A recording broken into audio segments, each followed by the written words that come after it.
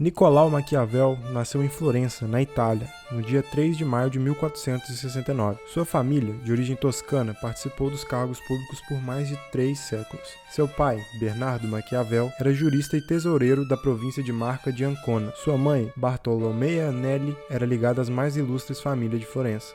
É nesse contexto de forte ligação com a política que Nicolau Maquiavel nasce e vive.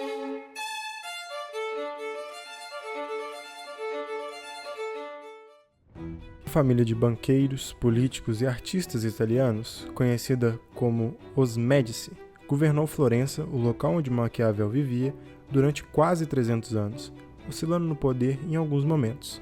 Em 1512, os Médici derrubaram a República e retomaram o governo de Florença, perdido em 1494, e foi quando Maquiavel, que possuía vida política ativa e até um cargo no antigo governo, recolheu-se ao exílio voluntário na propriedade de San Cassiano, perto de Florença, onde iniciou sua atividade de escritor político, historiador e literato. No exílio, contou em carta que de dia fazia excursões no campo e de noite pesquisava, em livros da antiguidade romana, como se conquistar o poder, como se manter o poder e como se perde o poder. Em 1513, Maquiavel começou a escrever O Príncipe e também A Arte da Guerra, em que preconiza a extinção das forças armadas permanentes por ameaçarem a República e a criação de milícias populares. A obra só foi publicada em 1521. Durante o século XVI, ocorre uma grande concentração urbana na Europa. No caso da Península Itálica, embora a população do campo represente entre 75% e 90% da população, crescem as concentrações urbanas, como Veneza, Milão, Roma, Palermo, Messina e Nápoles, que, ao final do século XVI, ultrapassam 200 mil habitantes. Os antigos feudos vão tornando-se nessa época grandes castelos da aristocracia, e a atividade comercial que se vai desenvolvendo nos burgos é responsável pelo êxodo do campo. São as atividades de comércio que atraem os habitantes do campo, pois elas significam a possibilidade de fuga das péssimas condições de vida a que se viam submetidos, quer nas regiões onde a aristocracia passa também a viver nas cidades, como em Florença, quer nas outras regiões, onde continua isolada em seus castelos no campo. O modo de vida dos trabalhadores depende do desenvolvimento da burguesia mercantil, que quanto mais enriquece, mais aspira substituir a nobreza ou assimilar-se a ela sem revolucionar as estruturas sociais anteriores. Em consequência disso, ocorre que no caso florentino e em várias outras regiões da Itália, a nobreza e a alta burguesia mercantil passam a constituir de fato uma única classe dominante, separada do resto da população, por um abismo econômico, político e cultural que não parava de crescer. Diferentemente do que alguns historiadores pretenderam afirmar sobre o período do Renascimento, não acontece nenhum nivelamento das classes. Pelo contrário, as diferenças continuam grandes e o que vai se alterando é o modo de relação de trabalho. Os poderes políticos, que constituíam a República Florentina durante o Renascimento, estavam nas mãos de uma pequena parcela da população. A sociedade de Florença, na verdade, compreendia uma divisão tripartite, uma restrita classe alta, uma também pequena classe, a classe média, que seria o povo, e uma imensa classe pauperizada, a plebe. Segundo os registros de impostos de Florença em 1457, o número de pessoas que nada pagava ou pagava menos de um florim correspondia a 82% da população da cidade. Por outro lado, aqueles que pagavam entre 1 e 10 florins correspondiam a 16% da população, e os que pagavam acima de 10 florins, 2,13%. Na constituição dos Conselhos da República, porém, somente havia participação da restrita classe alta e de parte do que se chamava povo. O resto dos habitantes da cidade era completamente alijado de qualquer forma de participação política. Durante o final do século XV, Florença possuía 270 oficinas especializadas em lã, 83 em seda e 33 bancos que realizavam operações comerciais de câmbio. O comércio de lã e da seda são, portanto, as principais atividades econômicas da cidade, e os bancos uma consequência delas. Desde a época de Giovanni de Bitti, pai de Cosme de Médici, a família Médici em Florença é dona de uma companhia bastante sólida, que realizava várias operações bancárias e comerciais entre as várias regiões da Europa.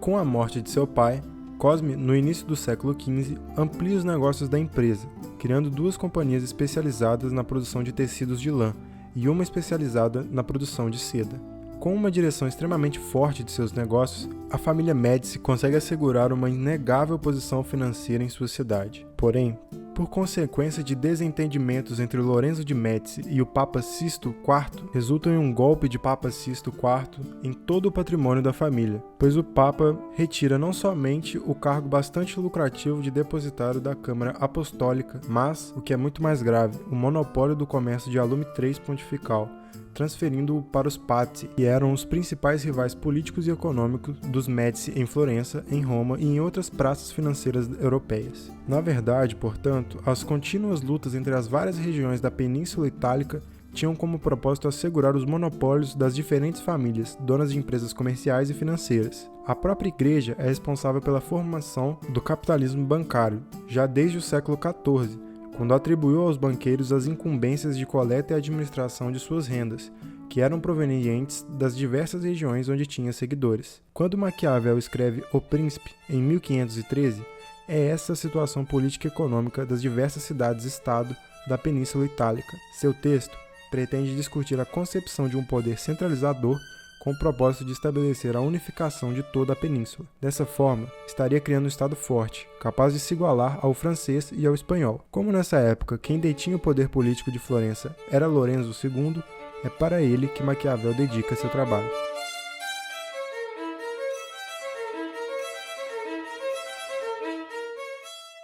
Visto todo o contexto histórico em que Maquiavel vivia, aprofundemo-nos agora na obra O Príncipe, conhecida pelo forte teor amoral e tirânico. Como visto anteriormente, ela era direcionada ao soberano de facto da República Florentina, Lorenzo II. Maquiavel escreve sua obra em tom perfeitamente prático, como um manual de como se manter no poder de um Estado, que era direcionado tanto para os governos, que ele descreve como principados, que eram governos que possuíam um moderador, quanto para as repúblicas. Porém, de fato, Maquiavel escreve de forma mais veemente para os principados, que ele enxerga com melhores olhos para atingir a meta que internamente o autor possuía, que era a centralização de toda a península em um Estado forte, controlado por um poder centralizador.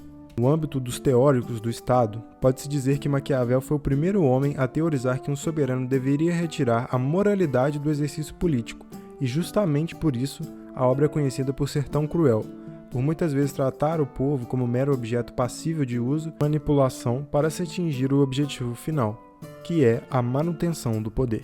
É de conhecimento geral que os estados ou reinos da era medieval possuíam seu poder legitimados pelo divino, ou seja, o poder ilimitado do rei era justificado pois foi Deus quem lhe deu esse poder. Maquiavel simplesmente joga essa ideia para escanteio e defende que o poder não deve ser moralmente justificado, mas tomado e controlado de forma racional e prática.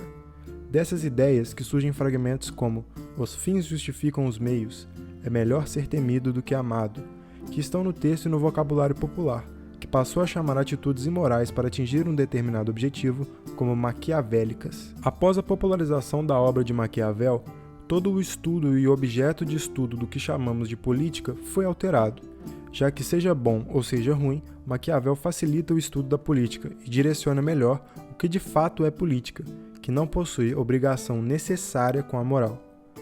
Em verdade, que nos dias atuais, a moral passou a ser simplesmente uma questão de classificação do tipo de um Estado. Por exemplo, classifica-se um Estado controlado por um poder moderador de forma amoral como um Estado tirânico.